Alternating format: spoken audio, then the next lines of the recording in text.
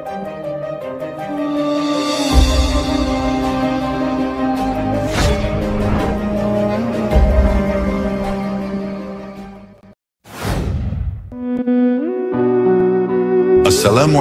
warahmatullahi wabarakatuh.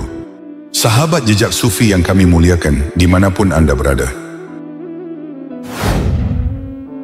Nabi Nuh alaihissalam adalah seorang nabi yang Allah anugerahi usia begitu panjang, hingga 950 tahun lamanya. Dalam rentang kehidupan itu, beliau bukan hanya menjadi saksi peradaban manusia yang penuh dengan kesesatan, tetapi juga menjadi mercusuar hidayah, menyeru kaumnya agar kembali kepada Allah. Setelah peristiwa banjir besar yang menyapu bumi, kehidupan pun kembali bersemi. Allah karuniakan kepada Nabi Nuh 3 orang putra yang kelak menjadi asal-usul berkembangnya umat manusia setelah peristiwa agung itu. Mereka adalah Ham, Syam, dan Yafits. Ham, sang anak pertama, menurunkan bangsa Habsyi dan Zangi. Dari keturunannya lahir manusia-manusia berkulit gelap, kuat, dan tangguh menghadapi panas teriknya matahari di tanah Afrika. Mereka adalah kaum yang dikenal dengan keberanian dan keuletannya. Syam, putra kedua, menjadi leluhur bangsa Arab, Romawi, dan Ajam. Dari garis keturunannya muncul peradaban besar yang menyinari dunia dengan ilmu, kebijaksanaan, dan kekuasaan.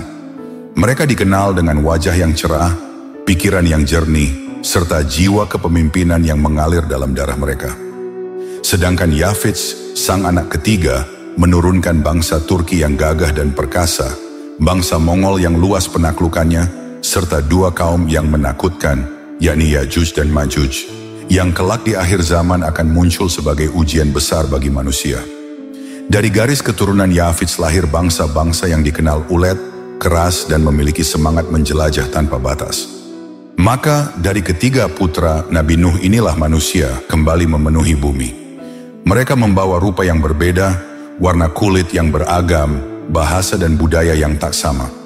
Namun sejatinya mereka tetap berasal dari satu akar yang sama, keluarga seorang nabi pilihan Allah, Nuh alaihissalam. Namun kisah keturunan Nabi Nuh alaihissalam tidak seluruhnya berjalan dalam jalur yang lurus dan tenang.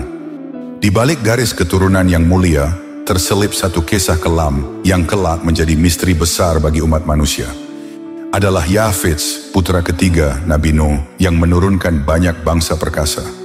Dari garis keturunannya lahir kaum-kaum kuat, keras, dan penuh semangat menjelajah. Namun di antara keturunannya ada segolongan manusia yang tak biasa, liar, brutal, dan sulit dikendalikan. Mereka bukanlah seperti manusia pada umumnya. Mereka memiliki kekuatan yang luar biasa, hingga kelak nama mereka akan dikenang sebagai ancaman besar bagi umat manusia. Dikisahkan, setelah bahtera Nabi Nuh berlabuh di Gunung Judi, kehidupan baru pun dimulai. Beliau bersama anak-anaknya mulai bertani, beternak, dan membangun cikal bakal peradaban. Waktu pun berlalu, anak dan cucu Nabi Nuh berkembang biak menjadi bangsa-bangsa yang tersebar ke berbagai penjuru bumi. Namun di antara mereka, khususnya sebagian keturunan Yafits, tampaklah tanda-tanda penyimpangan. Mereka mulai melupakan ajaran ayah dan kakek mereka. Mereka mengabaikan peringatan tentang kemurkaan Allah yang pernah menimpa kaum terdahulu. Sedikit demi sedikit, kesombongan merasuk dalam hati mereka. Mereka gemar berselisih, saling menindas, dan mendirikan kelompok yang berbeda jauh dari saudara-saudara mereka, yakni keturunan Syam dan Ham. Hati sang nabi pun diliputi kegelisahan. Dengan penuh kesedihan, beliau mengangkat tangan dan berdoa, "Ya Allah, berikanlah keturunan Yafits kekuatan, berikanlah mereka jumlah yang besar, tetapi jauhkanlah mereka dari umat yang beriman, hingga datang masa yang Engkau tentukan di akhir zaman." Maka sejak saat itu, keturunan Yafits tersebar semakin jauh, menuju wilayah utara dan timur. Mereka berpindah ke tanah yang asing dan tandus, ke daerah berbatu dan bersalju, menghuni di balik gunung-gunung tinggi yang sulit dijangkau oleh bangsa lain. Di tempat itulah, perlahan-lahan sebagian dari mereka berubah, menjadi bangsa yang aneh, ganas, dan menakutkan. Dari generasi inilah, lahir sebuah kaum yang kelak dikenal sebagai Ya'juj dan Ma'juj, kaum perusak dan brutal yang akan muncul kembali menjelang akhir zaman. Mereka akan menghancurkan batas-batas peradaban dan mengguncang dunia dengan kekuatan mereka. Dalam berbagai catatan sejarah dan kitab suci, kaum Ya'juj dan Ma'juj disebutkan sebagai bangsa yang luar biasa kuat. Jumlah mereka sangatlah besar, hingga perbandingan yang disebutkan adalah 100 banding 1, 100 orang dari kaum mereka dan 1 manusia biasa. Mereka dikenal memiliki sifat yang liar dan ganas. Tidak ada belas kasihan di dalam hati mereka, dan tidak ada kelembutan dalam perilaku mereka. Dimanapun mereka singgah, kerusakanlah yang akan mereka tinggalkan. Kaum ini tidak mengenal aturan, tidak pula memegang janji. Mereka hidup dengan naluri yang kasar, bagaikan gelombang besar yang datang menyapu apa saja di hadapannya. Dalam diri mereka, sifat tamak dan rakus tak pernah padam. Mereka tidak puas hanya dengan tanah yang luas, mereka ingin merambah lebih jauh, menguasai, menaklukkan dan merusak dunia. Namun perilaku biadab kaum Ya'juj dan Ma'juj untuk sementara waktu ditangguhkan oleh Allah ketika seorang raja agung bernama Zulkarnain berkuasa. Ia hadir sebagai pemimpin yang adil, pembawa kesejahteraan bagi rakyat, dan seorang dai yang teguh dalam mendakwahkan agama tauhid yang dibawa oleh Nabi Ibrahim alaihissalam. Zulkarnain adalah sosok yang cerdas, bijak dan berani. Ia bukan hanya raja, tetapi juga seorang penjelajah. Perjalanannya melintasi daratan luas dan lautan dalam dari belahan barat dunia hingga ke ufuk timur. Dengan penguasaan bahasa yang luar biasa, ia mampu berkomunikasi dengan berbagai bangsa, menyampaikan risalah keesaan Tuhan kepada siapapun yang ia jumpai. Suatu ketika, ia tiba di tepi barat di sebuah negeri di mana matahari seakan tenggelam. Di sana penduduknya hidup dalam kegelapan akidah. Namun dengan hikmah dan kelembutan, Zulkarnain mengajarkan tauhid. Penduduk pun menyambut dakwah itu dengan sukacita. Perjalanan dilanjutkan ke timur, ke negeri yang miskin dan terbelakang, di mana penduduknya bahkan tak mampu membangun rumah. Mereka hanya bersandar pada alam yang keras.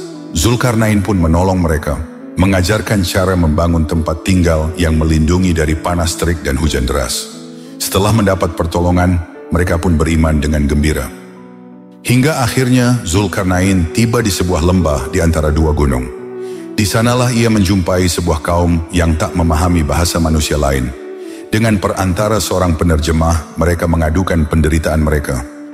"Wahai Zulkarnain, sesungguhnya Ya'juj dan Ma'juj adalah kaum perusak di muka bumi.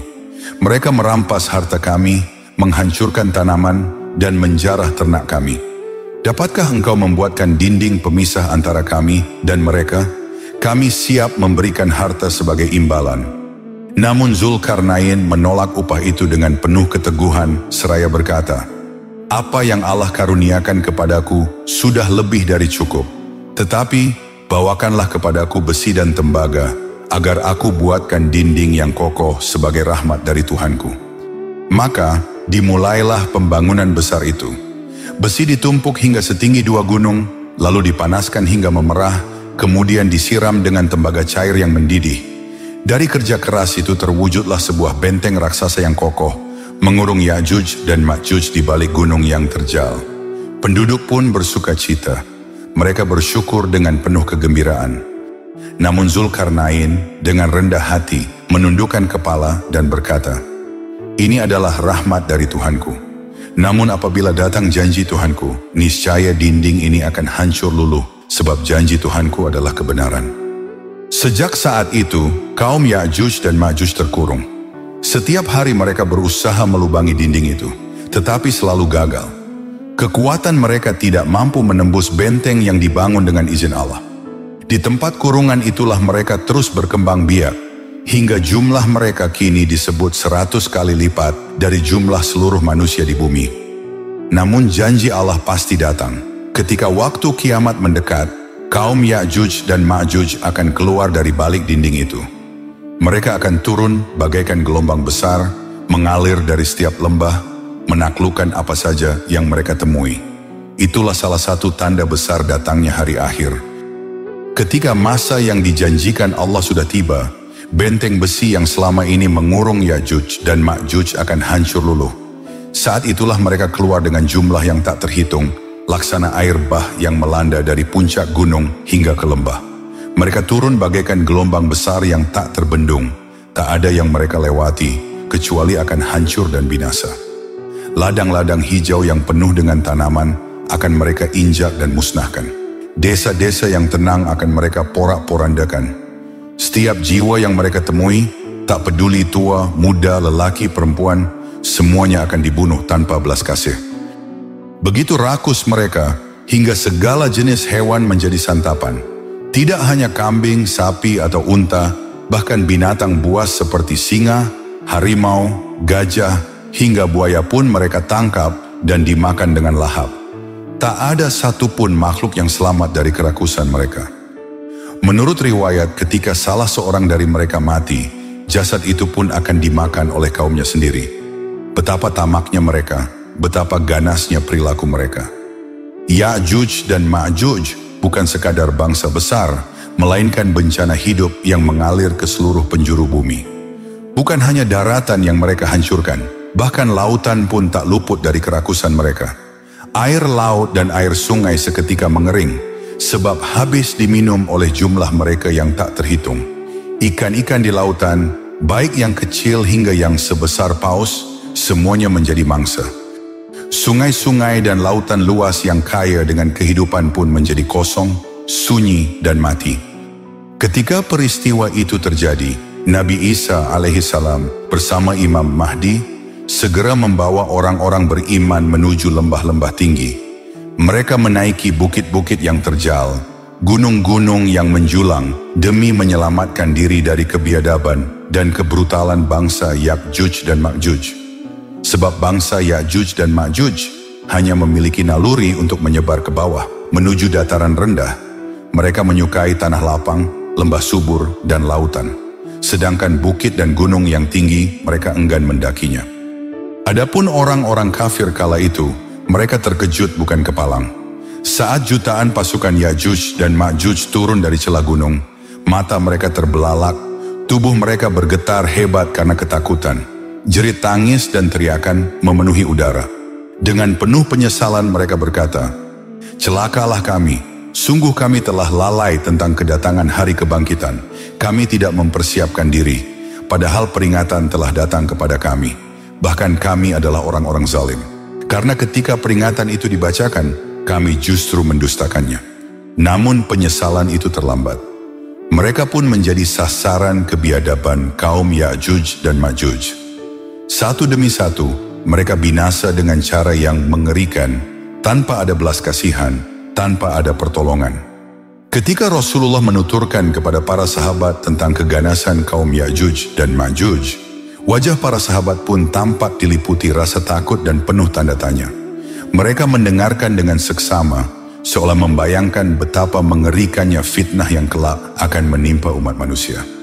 Di antara mereka ada seorang sahabat yang memberanikan diri untuk bertanya, "Wahai Rasulullah, apakah Ya'juj dan Ma'juj itu menerima dakwahmu sebagaimana engkau menyeru manusia kepada kebenaran?" Maka Rasulullah menjawab dengan penuh kebijaksanaan, "Aku pernah berpapasan dengan mereka di malam Lailatul Isra. Aku memanggil mereka, namun mereka tidak menjawab panggilanku." Jawaban itu membuat para sahabat terdiam. Mereka menyadari bahwa kaum Ya'juj dan Ma'juj adalah golongan yang terpisah, keras kepala, dan memang dikehendaki Allah untuk menjadi bangsa perusak bumi. Dalam satu riwayat, Rasulullah menyebutkan sekilas ciri-ciri fisik kaum Ya'juj dan Ma'juj ini. Beliau bersabda, "Sesungguhnya kalian berkata tidak ada musuh, sementara kalian senantiasa memerangi musuh, hingga datang Ya'juj dan Ma'juj, bermuka lebar, bermata sipit, berambut pirang. Mereka datang dari setiap arah, wajah-wajah mereka seperti tameng yang dilapisi kulit." Hadis riwayat Imam Ahmad. Jumlah kaum Ya'juj dan Ma'juj sungguh tak terhitung banyaknya. Setiap individu dari mereka tidak akan mati sebelum melahirkan 1000 keturunan. Mereka berkembang biak dengan cepat, laksana semut yang keluar dari sarangnya, memenuhi bumi hingga menutupi pandangan mata. Jumlah mereka jauh melebihi manusia, dan kekuatan mereka tak mampu dibendung oleh siapapun, bahkan oleh seorang nabi sekalipun. Kala itu Nabi Isa alaihissalam dan Imam Mahdi bersama kaum muslimin tidak mampu melawan keganasan mereka. Satu-satunya sandaran hanyalah doa penuh kerendahan hati yang dipanjatkan ke langit, memohon perlindungan dan keselamatan kepada Allah Azza wa Jalla. Di tengah situasi yang mencekam, datang ujian lain yang menimpa kaum muslimin. Lapar dan dahaga yang mencekik juga menjadi cobaan yang amat berat. Hari-hari terasa panjang, malam-malam dipenuhi rasa putus asa. Banyak kaum muslimin yang akhirnya meninggal karena kelaparan.